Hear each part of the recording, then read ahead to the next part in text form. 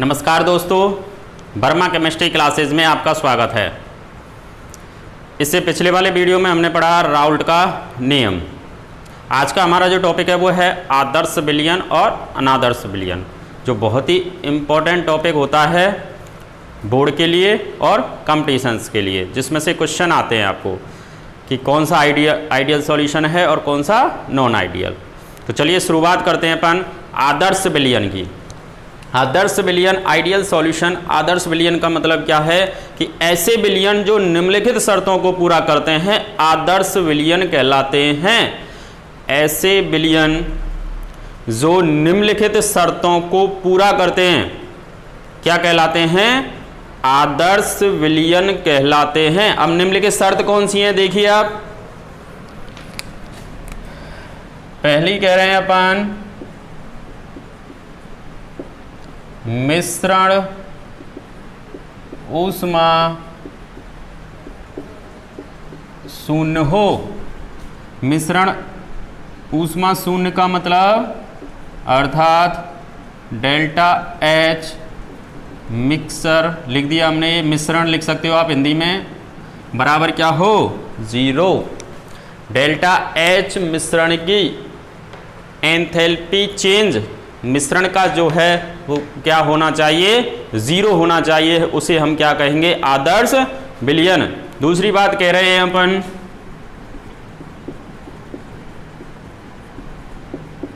मिश्रण आयतन शून्य हो, अर्थात डेल्टा बी मिश्रण की वो क्या होनी चाहिए? 0। हिंदी में भी लिख सकते हो आप मिश्रण, ये मिक्स लिख दिया मैंने, मिक्सचर। तो मिश्रण ऊष्मा शून्य हो अर्थात delta H mixing is equal to 0। दूसरा कह रहे हैं मिश्रण आयतन, आयतन जो परिवर्तन है मिक्सचर का वो भी क्या होना चाहिए? शून्य होना चाहिए, अर्थात delta B mixing is equal to 0। तीसरा पॉइंट वह है राउल्ट या राउले, राउल्ट या राउले के नियम का पालन करता हो। वो क्या होना चाहिए? राउल्ट के नियम का क्या करना चाहिए? पालन करना चाहिए। अर्थात क्या होना चाहिए?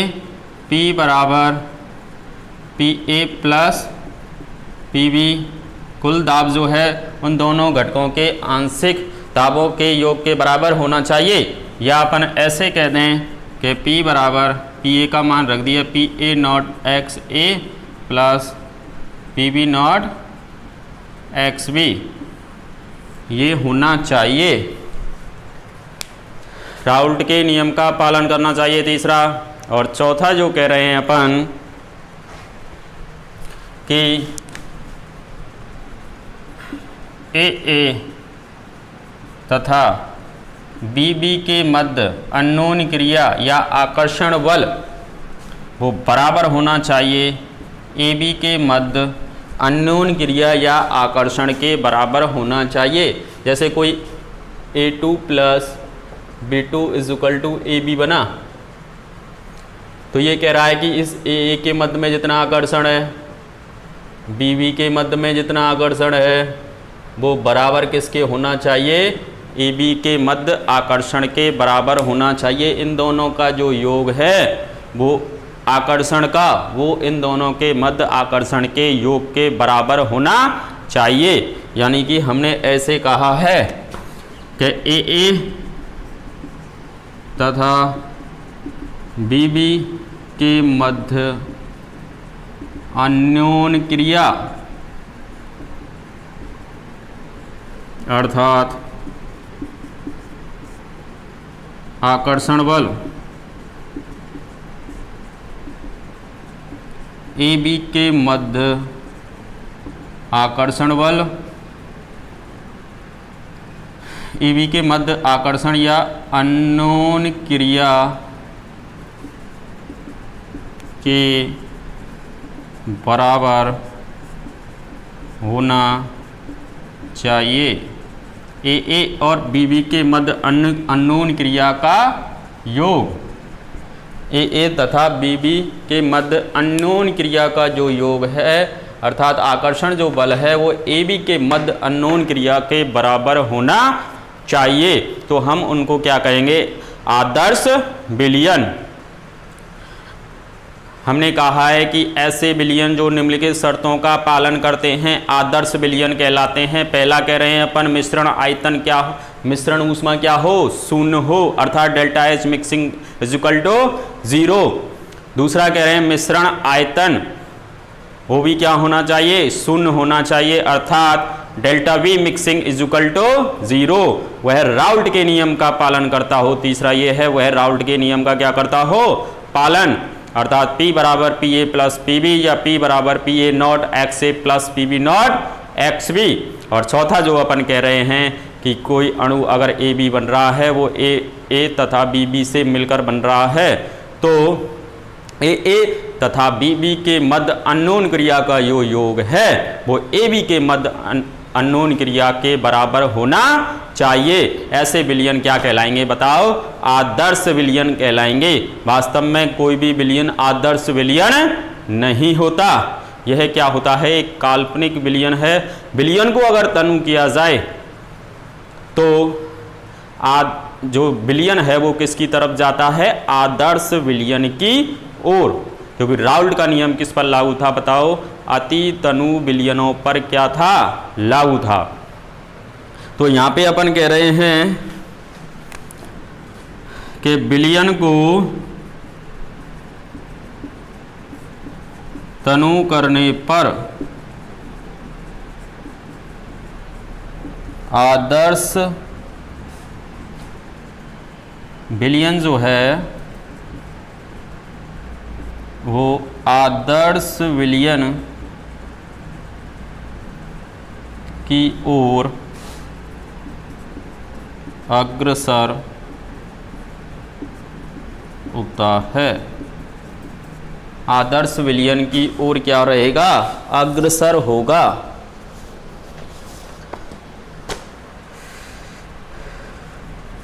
आदर्श विलयन बनाएंगे कौन? ऐसे मिश्रण जिनमें जिनका आकार एवं ध्रुवीयता लगभग समान हो, वो क्या बनाते हैं? आदर्श विलयन। जिनमें क्या, जिनका साइज क्या हो? लगभग बराबर, या ध्रुवीयता का मान क्या होना चाहिए? लगभग बराबर होना चाहिए। वो क्या बनाएंगे? आदर्श विलयन।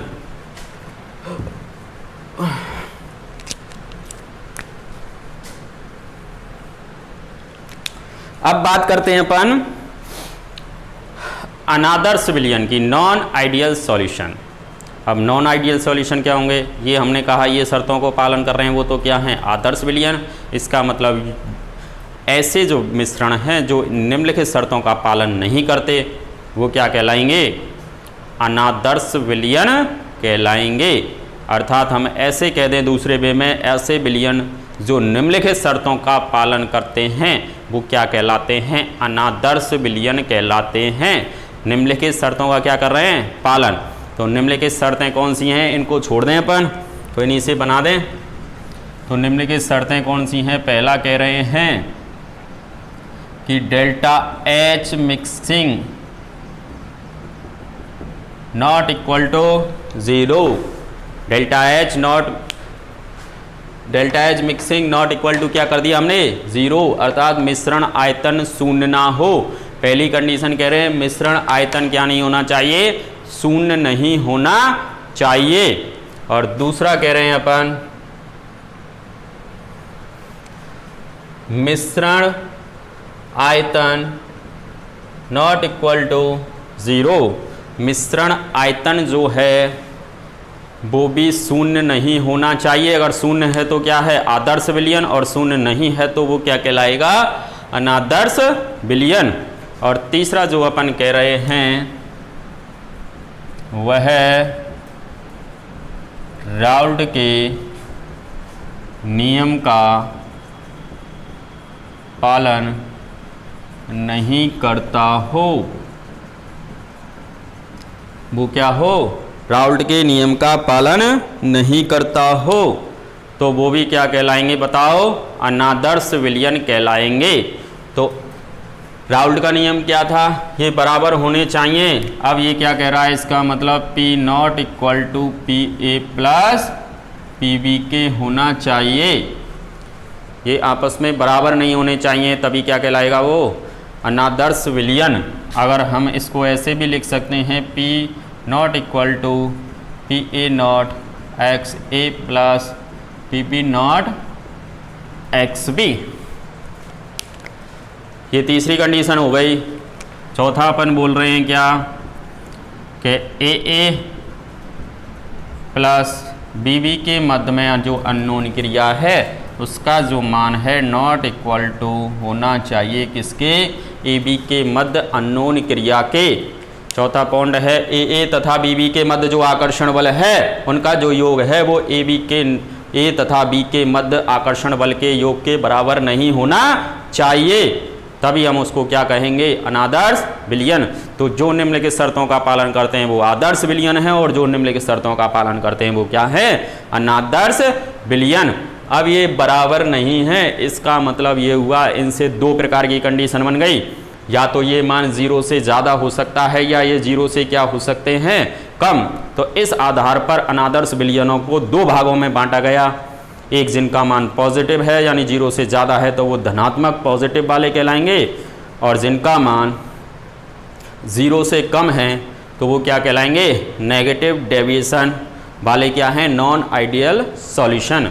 तो इस आधार पर हमने इसको दो भागों में बांट दिया। एक तो क्या हो गए? धनात्मक विचलन वाले अनादर्श विलयन, धनात्मक विचलन वाले अनादर्श विलयन, और दूसरा कह रहे हैं अपन ऋणात्मक विचलन वाले अनादर्श विलयन। एक तो पॉजिटिव डेविएशन वाले हैं, पॉजिटिव डेविएशन जो शो कर रहे हैं, और एक क्या हैं? नेगेटिव डेविएशन वाले नॉन आइडियल सॉल्यूशन। तो पॉजिटिव डेविएशन और नेगेटिव डेविएशन यानी धनात्मक विचलन जो शो करते हैं और ऋणात्मक विचलन जो शो करते हैं। तो इसका मतलब इससे ही बना देंगे हम। एक ही से कैसे बन जाएंगे? धनात्मक का मतलब ये मान 0 से ज़्यादा होंगे इधर के, तो इनके मुंह को इधर की तरफ कर देंगे सभी में हम। तो इनके कंडीशन क्या बन गई? ऐसे विलयन जो निम्नलिखित शर्तों का पालन करते हैं, यानी डेल्टा H जो मिक्सिंग है वो अधिक होनी चाहिए किससे बताओ? 0 से। तो क्या आ जाएगा? ये धनात्मक विचलन में रख दिया जाएगा, या इसको दूसरे वे में अपन क्या कह सकते हैं? डेल्टा H जो मिक्सिंग है उसका मान क्या होना चाहिए? धनात्मक, पॉजिटिव। क्या होना चाहिए? धनात्मक। हिंदी में भी लिख सकते हो आप धनात्मक। तो उनको क्या कहेंगे हम? धनात्मक विचलन वाले। सभी के मुंह को इधर की तरफ कर दो ऐसे, इनमें वही टाइप बन गई। तो हमने देखिए दूसरा किया, डेल्टा बी मिक्सिंग का मान अधिक होना चाहिए 0 से, या डेल्टा बी मिक्सिंग ये भी क्या होना चाहिए? पॉजिटिव। तीसरा कह रहे हैं कि राउल्ट के नियम में पी का कुल जो दाब है वो बराबर, वो अधिक होना चाहिए किससे? P A plus P B से, या क्या कहते हैं अपन कि पी का मान अधिक हो P A not X A plus P B not X B से। और चौथा जो पॉइंट है वो ए प्लस बी बी के मध्य जो अननोन क्रिया या आकर्षण बल है उसका मान अधिक होना चाहिए किससे? ए बी के मध्य अननोन क्रिया से। तो इस प्रकार से क्या है, अपन आसानी से एक ही से आदर्श विलयन से ही लेके चले थे, जो पालन कर रहे हैं इक्वल 0 कर दिए तो वो आदर्श, और इक्वल नहीं है वो अनादर्श। अनादर्श को 2 भागों में बांटा, धनात्मक और ऋणात्मक। धनात्मक का मतलब इनके मान सब 0 से ज़्यादा और ऋणात्मक का मतलब इनके मान 0 से कम। तो ये मुँह सब आप इधर कर देना, धनात्मक विचलन वाले हो गए। ऋणात्मक विचलन के लिए क्या कंडीशन बन जाएंगी? Condition for negative deviation. तो कंडीशन इसके लिए वही क्या बन गई? डेल्टा एच मिक्सिंग, उसका मान 0 से क्या होना चाहिए? कम होना चाहिए। अर्थात क्या कह सकते हैं अपन? Delta H mixing is equal to negative. दूसरा डेल्टा बी मिक्सिंग 0 से क्या हो गया? कम। ये जो साइन है इसको क्या कर दो आप? केवल इधर की तरफ कर दो, तो ये क्या हो जाएगा? या करके अपन लिख सकते हैं इनको, delta B mixing is equal to negative. और तीसरा कहा हमने कि P का जो मान है वो कम होना चाहिए किससे? PA प्लस PB से, या P का मान कम हो PA not XA plus PB not XB। और चौथा जो हमने कह दिया वो क्या है कि AA प्लस BB के मध्य जो अंतर क्रिया है उसका जो मान है वो कम होना चाहिए AB के मध्य अननोन क्रिया से। तो हमने क्या देखा कि आदर्श और अनादर्श विलयन में दोनों को अच्छी तरह से इस चार्ट के द्वारा क्लासिफाइड किया। जो निम्नलिखित कंडीशन को फॉलो कर रहे हैं वो आदर्श विलयन, और जो निम्नलिखित कंडीशन को फॉलो कर रहे हैं वो क्या है? अनादर्श विलयन। अब बात आती है इनके एग्जाम्पल की। तो एग्जाम्पल के लिए अपन देखें एग्जाम्पल कैसे याद रखने हैं आपको, और इसके बाद में आएगा ग्राफ। तो देखिए सबसे पहले एग्जाम्पल देखते हैं। एग्जाम्पल आपको कैसे याद रखने हैं, आप इसका स्क्रीनशॉट ले सकते हो।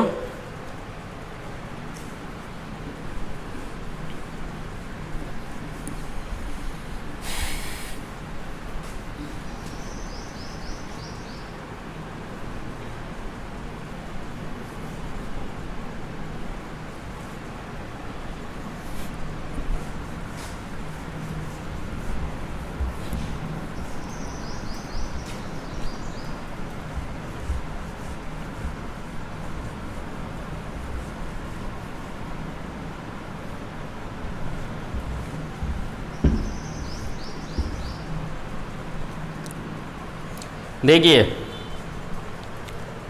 कि आदर्श के आपको एग्जाम्पल याद करने। आदर्श के लिए कंडीशन हमने बताई थी कि जिनका आकार लगभग समान, दो जो मिक्सचर ले रहे हो आप मिलाने के लिए, उनका आकार या तो लगभग समान होना चाहिए और या उनकी ध्रुवीयता का मान भी क्या होना चाहिए? लगभग समान होना चाहिए। वो सब क्या कहलाएंगे? आदर्श विलयन। तो आप पहचानोगे कैसे? तो इसके लिए सीधा सा ट्रिक है कि आदर्श विलयन के एग्जाम्पल कर रहे हैं अपन। इसमें आपको क्या याद रखना है कि आकार और ध्रुवीयता लगभग समान कब होगी? तो आप ये देखना कि वो कहीं एक ही वर्ग के तो नहीं हैं। एक ही क्या होना चाहिए? उनका वर्ग होना चाहिए। दूसरी कंडीशन, एक ही वर्ग के बाद में वो या क्या होना चाहिए? समान हाइड्रोकार्बन। समान हाइड्रोकार्बन का मतलब है या तो वो एल्केन ही होने चाहिए, या वो एल्कीन ही होनी चाहिए, या एल्काइन। दोनों मिक्सचर नहीं होने चाहिए कि एल्केन प्लस एल्कीन का मिक्सचर दे दिया, ऐसे नहीं होने चाहिए। तीसरा जो अपन कह रहे हैं, प्रतिस्थापी समूह या क्रियात्मक समूह, ये भी क्या होना चाहिए? समान होना चाहिए। ये भी क्या होना चाहिए? समान होना चाहिए। ये कंडीशन आप देख लेना आदर्श विलयन के लिए, आप उसके एग्जाम्पल आसानी से पहचान सकते हो। ये कंडीशन अगर फॉलो हो रही हैं तो इसका मतलब वो किस में रखा जाएगा, आदर्श विलयन में। जैसे हमने उदाहरण रखे, अब उदाहरण में देखिए आप, जैसे CCl4 प्लस SiCl4, इन दोनों का जो मिश्रण है वो आदर्श विलयन कहलाएगा। दो जो मिश्रण हैं उनको मिलाया हमने CCl4 और SiCl4, ये क्या कहलाएगा, आदर्श विलयन कहलाएगा। क्यों कहलाएगा कि कार्बन और सिलिकॉन दोनों क्या हैं, एक ही वर्ग के हैं, तो एक ही वर्ग के लिए तो ये किस में रखा जाएगा, आदर्श विलयन में। अगला जो कह रहे हैं, अगला एग्जाम्पल देखें कि methyl chloride plus methyl bromide, methyl chloride plus methyl bromide, ये दोनों का जो मिश्रण है वो क्या है, एक आदर्श विलयन है। क्योंकि इसमें जो प्रतिस्थापी जो समूह लगे हुए हैं वो क्या हैं, एल्किल हैलाइड, दोनों के दोनों ही क्या हैं, एल्किल हैलाइड, तो वो भी क्या कहलाएंगे बताओ, आदर्श विलयन। अगर हमने ले लिया तीसरा, जैसे methyl alcohol plus ethyl alcohol, ये भी किस में रखा जाएगा, आदर्श विलयन में, क्योंकि इनमें क्रियात्मक समूह इनमें क्या है, समान, तो ये भी क्या किसका एग्जाम्पल है, आदर्श विलयन का। और अगला और कह सकते हैं अपन कि समान हाइड्रोकार्बन वाला ले लें, जैसे n hexane plus n heptane, इन दोनों का जो मिश्रण है वो भी किस में रखा जाएगा, आदर्श विलयन में। तो आदर्श विलयन के लिए अपन को क्या करना है कि लगभग समान आकार के या समान ध्रुवीयता के जो मिश्रण हैं वो किस में रखे जाएंगे, आदर्श विलयन में रखे जाएंगे। आपके लिए सीधा सा फंडा जो ट्रिक है इस प्रकार से आप देख लेना, तो वो तो क्या कहलाएंगे, आदर्श विलयन। इसके अलावा जो बच गए वो क्या हैं, अनादर्श विलयन। तो अनादर्श विलयन के लिए उदाहरण अगर देखें हम, तो इनको अगर हम अलग अलग करके मिला दें, जैसे CCl4 है और इसमें हमने मिला दिया CH3Br, दोनों क्या हैं, अलग अलग हैं। ये देखिए, एक यहाँ से उठा लिया, एक यहाँ से उठा लिया, तो ये क्या हैं, अलग अलग हैं। ऐसे ही SiCl4 प्लस मेथिल एल्कोहल, दोनों में क्या है, ना तो क्रियात्मक समूह समान हैं, ना ही प्रतिस्थापी समूह क्या हैं, समान, तो ये भी किस में रख देंगे अपन, अनादर्श विलयन में। H2SO4 प्लस H2O, ये भी क्या है, दूर दूर तक कोई संबंध नहीं है, तो ये भी क्या है, एक अनादर्श विलयन। HCl प्लस H2O, ये भी क्या है, अनादर्श विलयन। मेथिल एल्कोहल प्लस एसीटोन, ये भी क्या है, एक अनादर्श विलयन। अगर जैसे बात करें बेंजीन प्लस टॉलुइन, ये किस में रखा जाएगा, आदर्श विलयन में, क्योंकि बेंजीन एक ये रहा हाइड्रोकार्बन रिंग वाला ही है और ये भी एक हाइड्रोकार्बन रिंग वाला, और ये क्या आ गया यहाँ पे, टॉलुइन में क्या होता है यहाँ पे, CH3, तो ये आदर्श विलयन है। और अगर हमने जैसे बेंजीन प्लस अगर वाटर या जल ले लिया हमने, तो हम इसको किस में रख देंगे बताओ, अनादर्श विलयन में रख देंगे। तो जैसे क्लोरोफॉर्म और एसीटोन ले लिया, तो ये भी क्या है, एक अनादर्श विलयन है। क्लोरोफॉर्म प्लस फिनोल ले लिया, तो इसको भी किस में रखेंगे हम, अनादर्श विलयन में। ये जो संबंध दिखाई दे रहे हैं, इनको अगर फॉलो कर रहे हैं तो वो आदर्श में रख देना आप, और नहीं फॉलो कर रहे हैं तो वो किस में रख दिया हमने, अनादर्श विलयन में। अब क्वेश्चन आया कि अनादर्श और आदर्श तो हमने पहचान लिए, लेकिन अब हमको ये कैसे पता पड़ेगा कि अनादर्श विलयन में से कौन सा तो पॉजिटिव डेविएशन वाला है और कौन सा नेगेटिव डेविएशन वाला, यानी कौन सा तो धनात्मक विचलन शो करता है और कौन सा ऋणात्मक विचलन शो करता है। तो इसके लिए सीधी सी ट्रिक ये है, क्या ट्रिक याद रखनी है आपको, कि यदि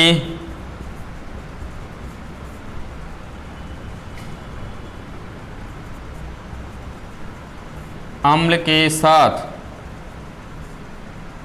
कोई ध्रुवीय अणु या जल का अणु जुड़ा हो तो वह ऋणात्मक विचलन दर्शाएगा। ये सीधी सी ट्रिक याद रखनी है। यदि अम्ल के साथ में क्या दिखाई दे जाए आपको, कोई भी ध्रुवीय अणु या एक जल का अणु दिखाई दे जाए, तो हम कह देंगे वो क्या है, उसमें ऋणात्मक विचलन है। इसके अलावा बचे कुचे को इसमें रखे जाएंगे धनात्मक विचलन में। हमने क्या किया, आदर्श विलयन हम आसानी से पहचान सकते हैं। आदर्श के अलावा जो बच गए वो अनादर्श। अब अनादर्श में से भी दो भाग किए हमने, धनात्मक और ऋणात्मक।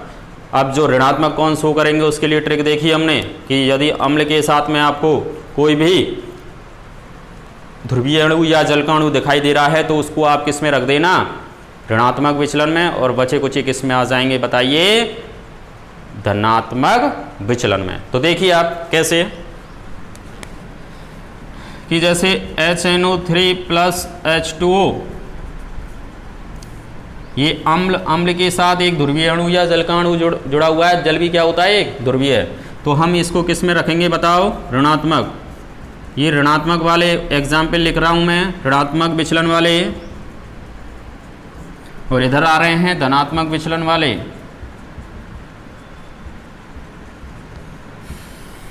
तो देखिए ऋणात्मक विचलन में देखेंगे अपन, और जैसे H2SO4 प्लस H2O, एसिटिक अम्ल प्लस H2O, ये सब ऋणात्मक हैं। इसके बाद में देखें जैसे HNO3 प्लस H2O, ये किस में रखे जाएंगे, सब ऋणात्मक विचलन में। इसके अलावा जैसे देखें हम धनात्मक विचलन में क्या रख देंगे अपन, जैसे क्लोरोफॉर्म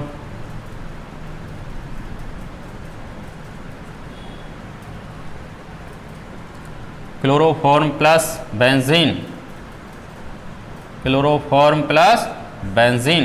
बेंजीन क्या होती है, अध्रुवीय प्रकृति की होती है। तो ये किस में रखा जाएगा, धनात्मक विचलन में। किस में रख देंगे अपन इसको, धनात्मक विचलन में। ऐसे ही CCl4 प्लस मेथिल एल्कोहल, ये है ध्रुवीय, तो ये भी किस में रखा जाएगा, धनात्मक में। SiCl4 प्लस एथिल एल्कोहल, ये भी किस में है, धनात्मक में। टॉलुइन ले लें अपन, ले लो टॉलुइन प्लस एथिल एल्कोहल, ये भी किस में रखा जाएगा, धनात्मक विचलन में। तो हमारे लिए क्या है कि एग्जाम जो होता है उसमें या तो ये पूछेगा आपसे कि धनात्मक विचलन का एक उदाहरण दीजिए, कि ऋणात्मक विचलन का एक उदाहरण दीजिए। एक टाइप का क्वेश्चन ये हुआ। दूसरी टाइप का कि आदर्श विलयन के लिए दो कंडीशन लिखिए, तो दो कंडीशन कम से कम हम लिख देते। अनादर्श विलयन के लिए दो कंडीशन पूछेगा तो भी लिख देंगे। धनात्मक विचलन के लिए दो कंडीशन लिख देंगे, ऋणात्मक विचलन के लिए दो कंडीशन लिख देंगे। अब एक टाइप का क्वेश्चन क्या है कि हमको 4-5 जो मिक्सचर हैं वो दे दिए और आपसे पूछेगा कि निम्नलिखित में से धनात्मक विचलन वाले कौन से हैं और ऋणात्मक विचलन वाले कौन से हैं, और आदर्श विलयन वाले विलयन को पहचानिए। तो आप अच्छी तरह से इस तरीके से पहचान लोगे। इसके बाद में जो इसमें ये टॉपिक है वो क्या है, इनके ग्राफ की बात आती है। ग्राफ कैसे बनाते हैं अपन, तो उसे बहुत ही सिंपल तरीके से सीखेंगे।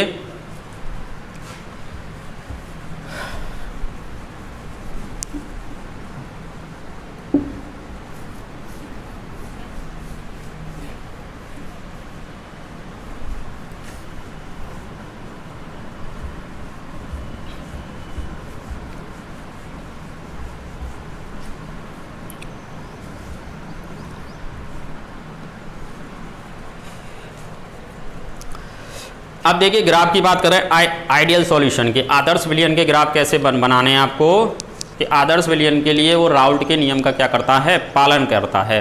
हमने राउल्ट के नियम में देखा था कि माना किसी विलयन में दो अवयव ए तथा बी उपस्थित हैं, उनके जो आंशिक दाब हैं क्रमशः पी ए तथा पी बी तथा उनकी मूल भिन्न क्रमशः एक्स ए तथा एक्स बी हैं। तो हमने क्या किया था यहाँ पे कि ए का आंशिक दाब निकालें तो पी ए समानुपाती एक्स ए या पी ए बराबर पी ए नॉट एक्स ए लिख दिया था हमने, जहाँ पी ए नॉट क्या है, शुद्ध अवस्था में ए का वाष्प दाब है। ऐसे ही हम बी का आंशिक दाब निकालें तो पी बी समानुपाती किसके हो जाएगा, एक्स बी के, और पी बी बराबर P B not X B.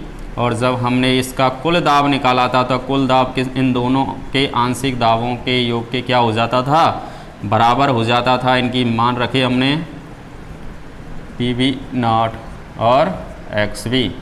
ये तीन फॉर्मूले हमने देखे थे पिछले टॉपिक राउल्ट के नियम में, जो यहाँ पे काम आने वाले हैं ग्राफ में। तो ग्राफ में देखें अपन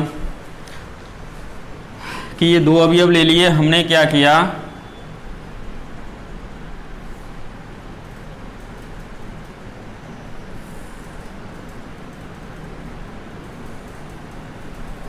तो देखिए ग्राफ में क्या करना है आपको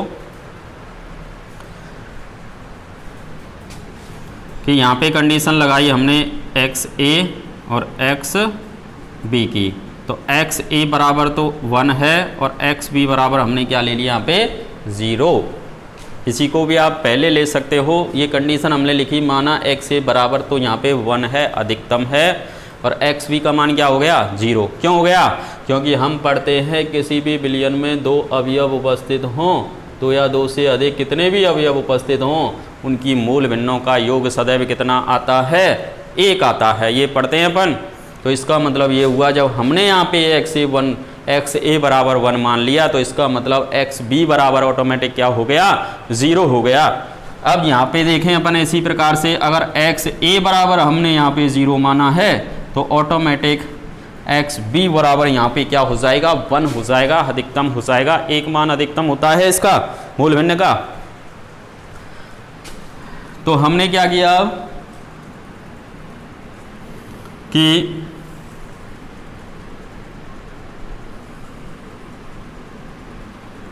ये लिया अधिकतम पी ए नॉट और ये ले लिया पी बी नॉट। शुद्ध द्रव या विलायक का, शुद्ध द्रव का वाष्प दाब कितना होता है, 1 होता है। शुद्ध द्रव का वाष्प दाब अधिकतम कितना होता है, 1। तो 1 तक ले गए अपन यहाँ पे। अब हमने क्या किया है कि देखो इस फॉर्मूले से देखें, पी ए समानुपाती किसके है, एक्स ए के। पी ए समानुपाती किसके, एक्स ए के। तो इससे समझते अपन कि ये एक दूसरे के क्या हैं, समानुपाती हैं। अगर हम यहाँ पे जैसे ग्राफ खींचते, माना पी ए और ये यहाँ पे क्या है, एक्स ए, तो जो ग्राफ आता वो इस तरीके से आता। पी ए और एक्स ए में अगर ग्राफ खींचें तो एक क्या आएगी, मूल बिंदु से गुजरती हुई एक क्या आएगी, सीधी रेखा, और जिसका ढाल किसके बराबर आता था, पी ए नॉट के। किसके बराबर आ जाएगा, पी ए नॉट के। शुद्ध द्रव या विलायक के लिए इसका मान कितना होता है, अधिकतम 1 होता है। यानी कि इधर एक्स पी ए इधर की तरफ बढ़ा और एक्स से हमने क्या किया, इधर की तरफ बढ़ाया। एक दूसरा ग्राफ देखिए आप, जैसे अगर मैं यहाँ पे पी बी लूँ, पी बी और ये लिया हमने यहाँ पे एक्स बी, इन दोनों में ग्राफ खींचें तो ये भी एक दूसरे के समानुपाती हैं। वाष्प दाब और मूल भिन्न एक दूसरे के क्या होते हैं, समानुपाती। किसके नियम से, राउल्ट के नियम से। ये दोनों एक दूसरे के समानुपाती, मूल बिंदु से गुजरती हुई एक सीधी रेखा यहाँ पे भी प्राप्त हुई। इसका ढाल किसके बराबर हो जाएगा, पी बी नॉट के। अब देखिए इसमें इस ग्राफ के अकॉर्डिंग हम क्या समझना चाह रहे हैं कि ये दोनों ग्राफों को मिक्स करके बनाया गया है। इसमें देखिए मिक्स करके कैसे बनाया गया है कि जब आप देखिए मूल बिंदु 0 है, या 0 से जैसे ही XA का मान बढ़ा तो किसका मान भी बढ़ रहा है, यहाँ पे PA का मान भी बढ़ रहा है। यानी मूल भिन्न जैसे जैसे बढ़ रही है बाष्प दाब भी क्या हो रहा है, बढ़ रहा है, सेम वाला बढ़ रहा है। तो इधर की तरफ जैसे जैसे जा रहे हैं यहाँ पे देखो मूल भिन्न ज़्यादा, और ये यहाँ पे इसका आंशिक दाब। अगर इस बिंदु पे बात करते हैं अपन तो देखिए यहाँ पे आता है ये मूल भिन्न, ये यहाँ पे और ये इधर। तो यानी इसका मतलब ये हुआ कि जब हम इधर की तरफ जा रहे हैं तो क्या हो रहा है कि XA और PA का जो मान है वो बढ़ता जा रहा है। अब देखिए आप इस ग्राफ में देखें, अगर हम इधर XA का मान देखिए कितना है, अधिकतम यहाँ पे 1 हो गया, यहाँ पे तो 1 ही हो गया। इसका मतलब जब इधर बढ़ रहे हैं तो देखिए आप किसका मान बढ़ता जा रहा है, XB का। इधर की तरफ किसका मान बढ़ रहा है, XB का। तो इसका मतलब ये निष्कर्ष निकला कि ये वाला जो ग्राफ है ना वो तो किसका है, PB बराबर PB नॉट XB। ये महत्वपूर्ण बात है, कन्फ्यूज़न होता है, फिर दोबारा समझ लीजिए आप कि देखिए यहाँ से ये ऐसे चल रहे हैं अपन, तो इन बिंदुओं पर XA का मान बढ़ता जा रहा है, इधर PA का मान बढ़ता जा रहा है। अधिकतम कहाँ पे हो जाता है, ये PA नॉट पर। लेकिन हमने यहाँ पे क्या माना है, अब XA बराबर कितना मान लिया, 1। XA बराबर क्या माना है, 1। अधिकतम तो यहाँ पर ही है, इस बिंदु पर। तो हमने क्या किया, जैसे ही हम इधर की तरफ चल रहे हैं, तो जैसे ही इधर की तरफ चल रहे हैं तो ये क्या बढ़ रहा है बताओ, XB बढ़ रहा है। तो इसका मतलब ये वाला जो ग्राफ है, देखो हमने PB लिया है यहाँ पे, इसलिए PB नॉट, तो ये वाला ग्राफ तो किस वाला होगा, PB वाला होगा। समझ में आ गई ना। अब इस वाले ग्राफ को देखिए दूसरे को, कि देखिए XA बराबर क्या है, अब यहाँ पे 0, XA बराबर 0, और इधर की तरफ चलो आप, और ये यहाँ पे क्या आ गया, अब XA का मान क्या आ रहा है, अधिकतम आ रहा है। अरे XB तो यहाँ पे ज़्यादा है, XB का मान क्या है यहाँ पे, अधिकतम। इस पॉइंट पे XB ज़्यादा, और यहाँ पे तो इधर की तरफ चल रहे हैं तो 0 होता जा रहा है, कम होता जा रहा है। इसका मतलब जब XA इधर बढ़ रहा है तो इसका मतलब ये कौन सा वैल्यू बढ़ रही है, बाष्प दाब की PA की वैल्यू बढ़ रही है। तो ये वाला जो ग्राफ है इसका मतलब ये किसको शो करेगा, PA बराबर PA नॉट और XA को शो करेगा। ये वाला जो ग्राफ है वो किसको शो करेगा, PA बराबर PA नॉट प्लस XA। और इन दोनों का जो ये ग्राफ है इसको अगर मैं मिला दूं, ये किसको शो करेगा, कुल दाब को। कुल दाब का मतलब क्या हुआ, ये शो कर रहा है P बराबर PA प्लस PB को, या अपन ऐसे कह दें P बराबर PA not XA plus PB not XB। ये कुल दाब को शो करेगा। तो ये हमने बना दिया है किसका, आदर्श विलयन का ग्राफ। अब आदर्श और विलयन के ग्राफ से ही हम अनादर्श विलयन के ग्राफ बना सकते हैं, वो भी धनात्मक वाले और ऋणात्मक वाले। यानी ये जो बनाना है आपको ये तो बनेगा ही। अब जब धनात्मक की बात करेंगे, धनात्मक विचलन के लिए, तो इन ग्राफों को आप थोड़ा ऐसे करके ऊपर बढ़ा देना, ये लो ऐसे बढ़ा दोगे। और जब ऋणात्मक की बात आएगी तो इनको क्या कर दोगे आप, नीचे से ले लोगे, ये ऋणात्मक वाले हो जाएंगे। अलग अलग हम ग्राफ बना के देखें तो देखिए आप, ये मैं बना रहा हूँ धनात्मक वाला, धनात्मक विचलन का, धनात्मक विचलन का। तो धनात्मक विचलन के ग्राफ को देखिए आप। पहले हमने आदर्श विलयन के लिए बनाए। आदर्श विलयन के लिए हम कह रहे हैं XA बराबर 1 और XB बराबर 0, XA बराबर 0 और XB बराबर 1। आदर्श के अभी हमने बनाए हैं वो ऐसे बना लिए हमने। ये कुल दाब, ये क्या हो जाएगा, P बराबर PA not XA plus PB not XB। और ये किसका ग्राफ लिखा था हमने अभी, PB नॉट XB, और ये आ जाएगा PA बराबर PA नॉट XA। ये किसका ग्राफ बनाया हमने, आदर्श विलयन का। ये किसका है, आदर्श विलयन का। अब हम धनात्मक पढ़ रहे हैं इसमें, तो धनात्मक विचलन का मतलब हमने बताया था अभी आपको। तो ये वाले ग्राफ क्या आ जाएंगे और ऊपर से शो करेंगे, ये वाले जो शो कर रहे हैं ग्राफ, ये जो मैंने ब्लू कलर से बना रहा हूँ ये किसको शो कर रहे हैं, धनात्मक विचलन को। और ये ब्लैक वाली जो लाइन थी वो किसको व्यक्त कर रही थी, आदर्श विलयन को।